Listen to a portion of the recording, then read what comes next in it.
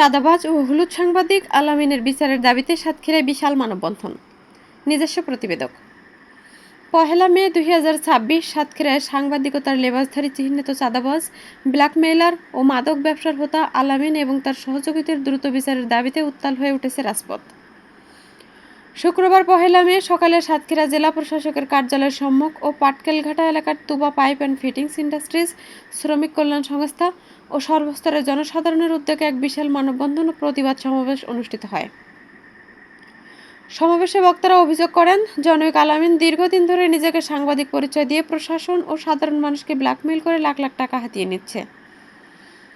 তার বিরুদ্ধে বিভিন্ন থানায় ৯টি মামলা থাকা সত্ত্বেও এখনও রহস্যজনকভাবে সে ধরাছোঁয়ার বাইরে রয়েছে। মানববন্ধনে ভুক্তভোগীরা জানান, আলামিন ও তার সহযোগীরা মূলত একটি সংঘবদ্ধ চক্র। সম্প্রতি মীর শাহিন হোসেন নামক এক ব্যক্তি সংবাদ সম্মেলন করলে সরেজমিন বার্তার সাংবাদিক মোস্তাফিজুর রহমান মুঠোফোনে প্রাণনাশের হুমকি দেন।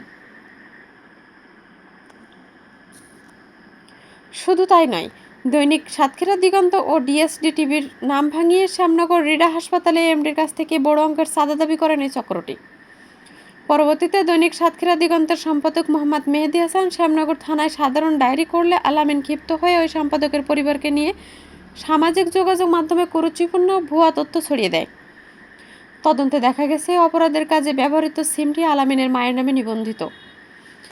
প্রতিবাদ সমাবেশে বক্তব্য রাখেন তুবা পাইপ অ্যান্ড ফিটিংস ইন্ডাস্ট্রিজের ম্যানেজার প্রভাস রায় ও হিসাবরক্ষক আরিফুজ্জামান সিংহ। এছাড়া সুব্রত সরকার, সামাদ, মলয়, মোকলেসুর ও শাহিনসহ স্থানীয় নেতৃবৃন্দ সংহতি প্রকাশ করেন। বক্তারা বলেন, আলামিন সাংবাদিকতার পেশার পবিত্রতা নষ্ট করছে। সে মূলত হলুদ সাংবাদিকতার এক কুখ্যাত আইকন। তার মদতদাতাদের ছত্রছায়ায় সে সাতক্ষীরা সহ বিভিন্ন স্থানে চাঁদাবাজি ও সন্ত্রাসী কর্মকাণ্ড চালিয়ে যাচ্ছে। তার ভয়ে সাধারণ মানুষ থেকে শুরু করে পেশাদার সাংবাদিকরা পর্যন্ত তটস্থ।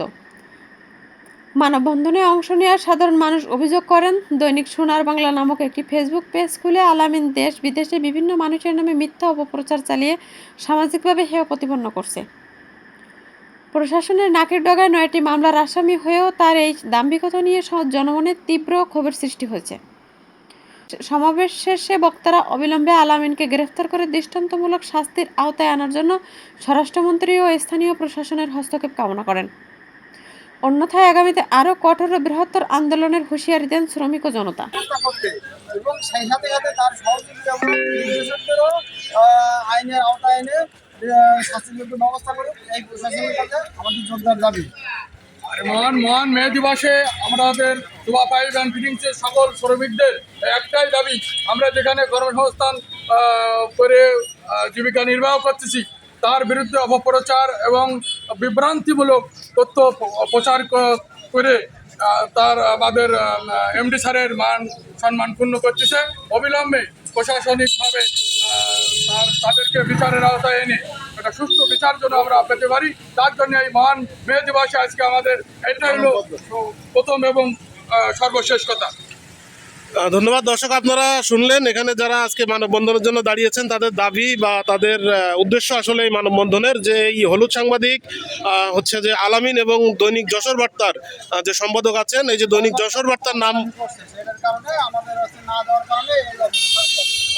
দৈনিক যশোর বার্তার যে পত্রিকা আছে এই পত্রিকার সম্পাদক সহ সাংবাদিক হলুদ সাংবাদিক আলামিন, আসলে তাকে সাংবাদিক বলা যায় না। সে এক কথায় হচ্ছে চাঁদাবাজ এবং ভুল মিথ্যা তথ্য প্রচার করে থাকে সবসময়। শুধু তুবা পাইপ বা মীর শাহিন হোসেন না, বিভিন্ন ব্যবসায়ীদের নামে সে বিভিন্ন ধরনের হয়রানিমূলক সংবাদ প্রকাশ করে থাকে।